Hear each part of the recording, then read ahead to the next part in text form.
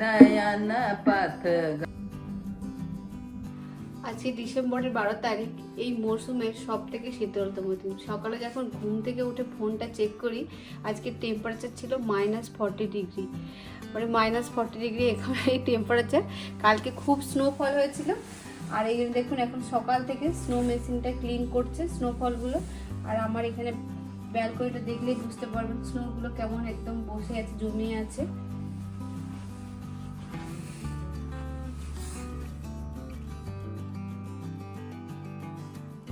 সকাল থেকে স্নো মেশিনটা স্নোগুলো ক্লিন করেই চলছে। আর জানেন অন্যান্য বছরের তুলনায় তবে কিন্তু এই বছর স্নোফলটা এখানে কম হচ্ছে, তবে ঠান্ডাটা কিন্তু কম নয়, স্নোফল কম হচ্ছে বলে। আমাদের প্রভিন্স অন্যান্য প্রভিন্সের তুলনায় ঠান্ডাটা সবসময়ই একটু বেশি থাকে।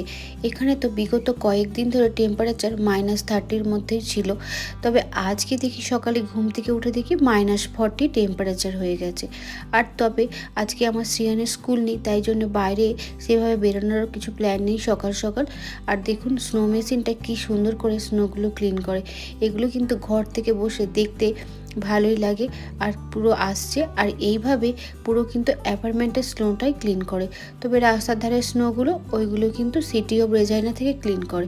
আর ধীরে ধীরে পুরো সারা দিন ধরে এই স্নো মেশিনটা কিন্তু এইভাবে পুরো অ্যাপার্টমেন্টের স্নোটা ক্লিন করতেই থাকে। আজকের দিনটা দেখলে বোঝাই যাবে না যে আজকে এতটা ঠান্ডা। আর দেখুন হাওয়া কিন্তু সেভাবে আজকে ছিল না, কিন্তু বাইরে প্রচণ্ড চিল্ড উইন্ড, যেটা একদম তো চিল্ড হয়ে যাবে হাতগুলো বের করলে। আর এইভাবে গোটা অ্যাপার্টমেন্টে ও ক্লিন করতে থাকবে। আর আজকের দিনটা দেখুন পুরো একদম রোদ ঝলমলে, বাইরে কিন্তু দেখলে মনে হবে যেন কি রোদের গরম, কিন্তু সেটা নয়। যখনই আপনি বেরোবেন আপনি বুঝতে পারবেন কি পরিমাণে ঠান্ডা হাওয়াটা। কিন্তু আজকে স্কুল কলেজ অফিস সবই কিন্তু খোলা আছে, আর রাস্তাগুলোকে ক্লিন করে দিয়েছে। আর এটা আমাদের ডগ পার্ক, এখানে ডগরা খেলতে আসে সকালের দিকে, ঠান্ডা হলেও ডগগুলোকে নিয়ে এসে এখানে। আর আমাদের বাড়ির পাশেই পেট্রোলিয়াম পাম্পটা দেখুন, সেখানেও কিন্তু লোকজন কাজ করছে।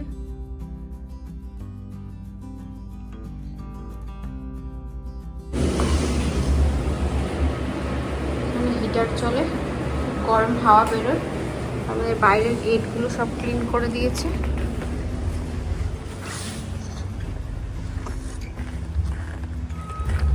ইন্ডিয়ান স্টোরে যাব,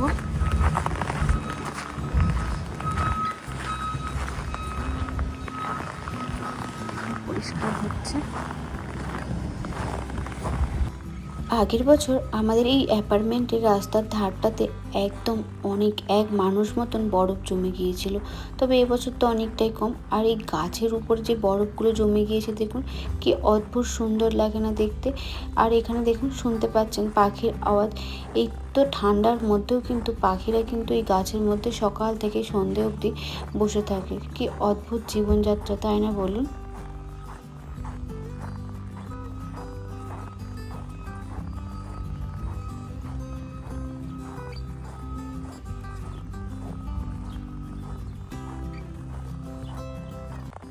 এটা আমাদের আরেকটা গেট, যেটা সামনের দিকের গেট।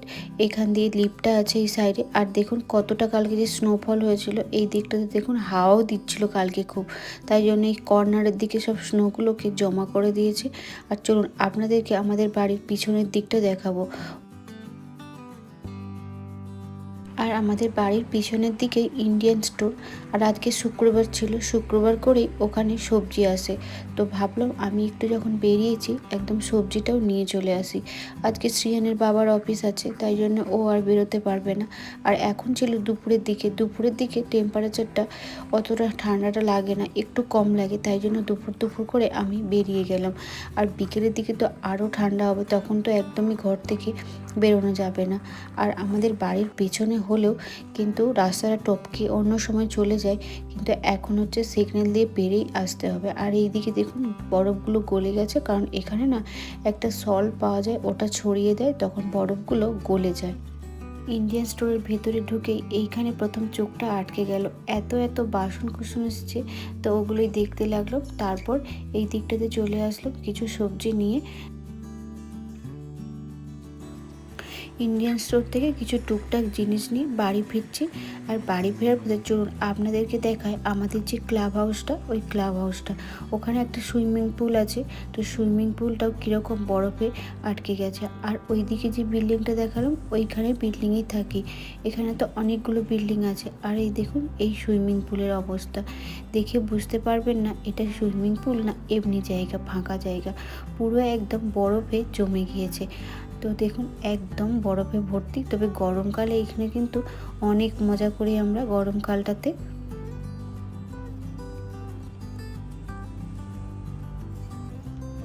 আমাদের অ্যাপার্টমেন্টে চলে আসলাম। আর আমাদের অ্যাপার্টমেন্টের সামনেটা তখন একদমই ক্লিন করে দিয়েছে। আর আজকে যেহেতু ঠান্ডা, বাইরে সেভাবে কোথাও বেরোতেও পারবো না শ্রিয়ানকে নিয়ে, তো শ্রিয়ানের দাদি এবার আসবে, শ্রিয়ানকে নিয়ে একটু ওনাদের বাড়িতে যাব।